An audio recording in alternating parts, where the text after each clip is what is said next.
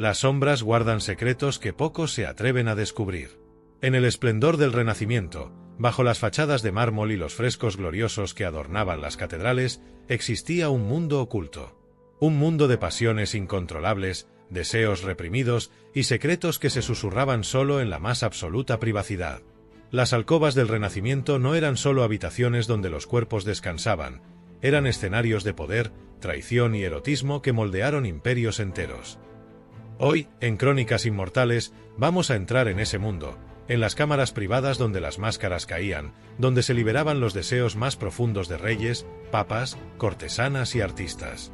Vamos a recorrer las historias jamás contadas, esas que la historia oficial intentó silenciar. Antes de continuar, asegúrate de suscribirte a este canal, porque los secretos que estás a punto de descubrir te cambiarán para siempre, y créeme, esto solo es el principio. El Renacimiento, esa época dorada que la historia recuerda por su arte, sus avances científicos y su explosión cultural. Pero, ¿qué hay detrás de esa gloriosa fachada? Detrás de cada estatua de mármol, de cada fresco pintado por maestros como Miguel Ángel y Leonardo da Vinci, se oculta una historia mucho más íntima, más cruda y en ocasiones más perturbadora. Las alcobas de los palacios no eran lugares de descanso. Eran los centros de poder donde se tomaban decisiones cruciales para el futuro de Europa. Pero no era en los consejos de guerra ni en las cámaras de audiencias donde se decidía el destino de reinos, sino entre sábanas de seda y cuerpos desnudos. Imagina por un momento estar en uno de esos grandes palacios.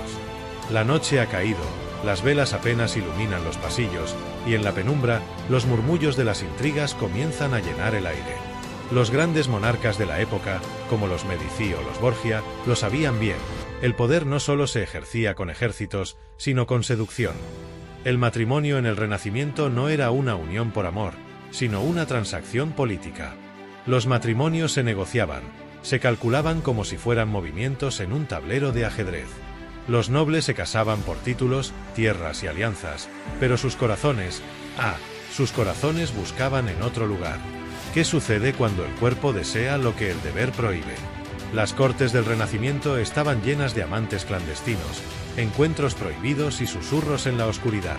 Las alcobas no solo eran escenarios de placer, sino de intrigas políticas.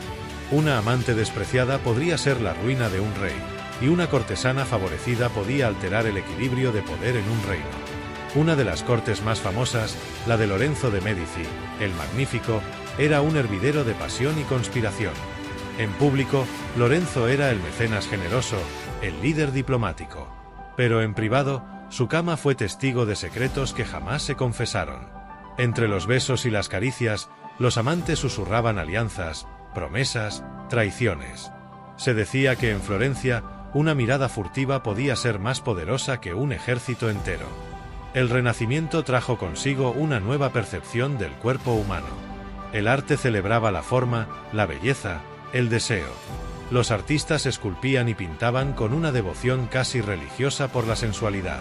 Pero lo que pocos saben es que detrás de cada obra maestra, detrás de cada figura esculpida en mármol o pintada en lienzo, había historias de pasiones ocultas y deseos insaciables.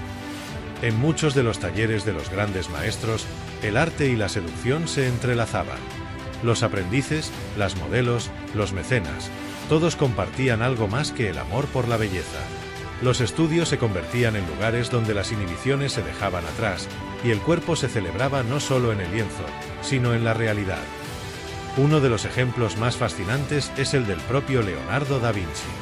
Maestro de la observación del cuerpo humano, sus dibujos anatómicos eran detallados, casi obsesivos. Pero, ¿qué lo motivaba realmente? ¿Solo el arte? Algunos dicen que Leonardo no solo estudiaba el cuerpo humano con la mirada de un artista, sino con el deseo de comprender los misterios más profundos del placer y el deseo. Sus bocetos, en su tiempo, fueron considerados inapropiados, escandalosos. Pero, él no se detuvo. Su obsesión por la forma humana era más profunda de lo que muchos quieren admitir. En las cortes del Renacimiento, donde el poder y el placer eran inseparables, las cortesanas jugaban un papel crucial. No eran simplemente mujeres de compañía, eran mujeres influyentes, inteligentes y con una habilidad especial para manipular a los hombres más poderosos. Eran expertas en el arte de la seducción, pero también en el manejo del poder político. En Venecia, Verónica Franco, una de las cortesanas más famosas de la época, fue conocida tanto por su belleza como por su intelecto. Los hombres más poderosos de Europa viajaban para estar en su compañía. Ella no solo ofrecía placer, sino también consejo político. Franco, una mujer brillante y ambiciosa, supo cómo jugar con los deseos de los hombres para su beneficio. Pero su influencia iba mucho más allá de la alcoba. Con sus palabras, con sus habilidades, era capaz de moldear decisiones políticas que afectaban a imperios. Estas mujeres eran conscientes de su poder. Sabían que una noche en sus brazos podía cambiar el destino de una ciudad o incluso de un reino. Y los hombres, embriagados por el deseo, a menudo bajaban la guardia, revelando secretos que en cualquier otro lugar habrían guardado bajo llave. Pero no todos los encuentros terminaban bien. Las pasiones descontroladas también podían llevar a la ruina. Un amante despreciado podía volverse mortal. En las cortes renacentistas, el veneno era tan común como el vino. Los celos, las traiciones, los amores no correspondidos, todo se entrelazaba en una red de mentiras y deseos insatisfechos que podían tener consecuencias fatales. En el Renacimiento, la Iglesia Católica jugaba un papel crucial en la vida cotidiana, y sin embargo, incluso dentro de sus sacros muros, el deseo y la pasión se filtraban. Los clérigos, que supuestamente debían dedicarse a la pureza y el celibato, eran muchas veces los primeros en sucumbir a las tentaciones carnales. Y cuando lo hacían a lo grande. Los escándalos en el Vaticano eran legendarios. Se habla de papas que tenían hijos ilegítimos, de cardenales que mantenían relaciones secretas con cortesanas, y de monasterios que escondían más de lo que la fe permitía. Se dice que algunos papas, como Alejandro V, el famoso Papa Borgia, eran conocidos por sus banquetes lujuriosos y orgías privadas en las que se mezclaban poderosos hombres de la Iglesia y las mujeres más deseadas de la corte. El Papa Alejandro V, de hecho, fue una figura que desafió todas las normas morales de su época. Se sabía que tenía varias amantes y al menos 7 hijos, algunos de los cuales fueron nombrados cardenales. Mientras que la Iglesia predicaba la abstinencia y el autocontrol, el Papa Borgia disfrutaba de los excesos de su poder, usando la alcoba como una extensión de su dominio. Este Papa no era una excepción. El Vaticano se convirtió en un lugar donde los secretos se ocultaban tras los muros de piedra, pero donde los rumores corrían libres. Las monjas, también, a menudo eran protagonistas de estos relatos prohibidos. Mujeres encerradas en conventos, muchas veces contra su voluntad, encontraban formas de rebelarse contra el sistema. Las monjas, forzadas a una vida de devoción religiosa desde su juventud, a menudo no tenían elección. Muchas de ellas provenían de familias nobles que preferían enviarlas al convento en lugar de pagar una dote matrimonial. Pero, detrás de los muros del convento, los deseos no se extinguían, simplemente se escondían mejor. Las historias de amoríos prohibidos entre monjas y sacerdotes no eran una simple ficción. En algunos conventos, se descubrieron túneles secretos que conectaban con monasterios cercanos, donde, en la oscuridad de la noche, se llevaban a cabo encuentros ilícitos. Monjas que se escapaban de sus habitaciones para encontrarse con amantes. Algunas, incluso, llevaban una doble vida durante años sin ser descubiertas. Pero los riesgos eran altos. Si una monja era descubierta en una relación prohibida, las consecuencias podían ser fatales. Muchas eran condenadas al silencio perpetuo, siendo confinadas en celdas de castigo, donde pasaban el resto de sus días en completa oscuridad. Otras, incluso, eran ejecutadas por violar sus votos. Sin embargo, estas penas no impedían que los encuentros sucedieran una y otra vez.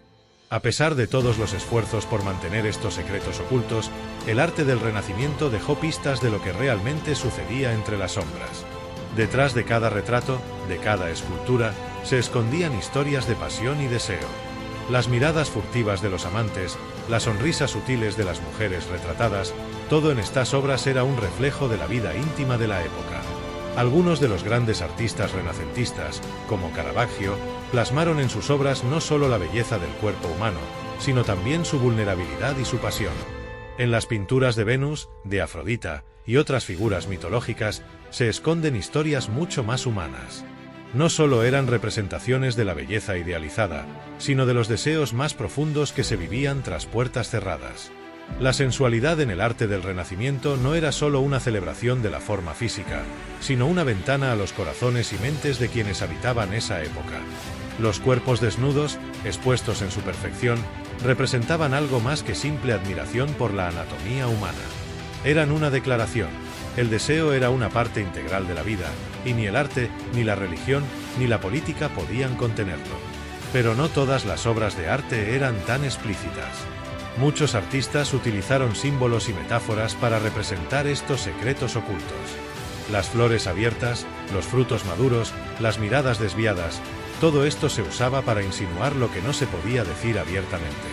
En muchos casos, los encargos de estas obras venían directamente de los amantes que deseaban inmortalizar su pasión en una pintura que, para los ojos comunes, parecería inocente, pero que para los involucrados era un recordatorio eterno de su romance prohibido. No todas las historias de amor en el Renacimiento tuvieron finales felices. De hecho, algunas de las pasiones más intensas terminaron en tragedia. En un mundo donde el honor y la reputación eran lo más valioso, un desliz amoroso podía llevar a la ruina. Y en algunos casos, a la muerte. Una de las historias más conocidas es la de Giovanni Sforza, un noble que se casó con Lucrecia Borgia, hija del Papa Alejandro V. Su matrimonio fue arreglado por razones políticas, pero Giovanni pronto descubrió que Lucrecia no estaba interesada en él. Los rumores decían que la joven Borgia tenía otros amantes, y cuando Giovanni intentó anular el matrimonio, comenzó una guerra entre las dos poderosas familias. Giovanni fue acusado de impotencia, una mancha indeleble en su honor. Finalmente, el matrimonio fue anulado, pero su reputación quedó destruida. Se dice que nunca se recuperó del escándalo y que vivió el resto de su vida en la sombra de ese humillante episodio. Mientras tanto, Lucrecia siguió adelante, acumulando más poder e influencia, y siendo protagonista de otras historias amorosas que han pasado a la historia como leyendas de intriga y deseo. Pero no todas las pasiones fatales involucraban a la nobleza.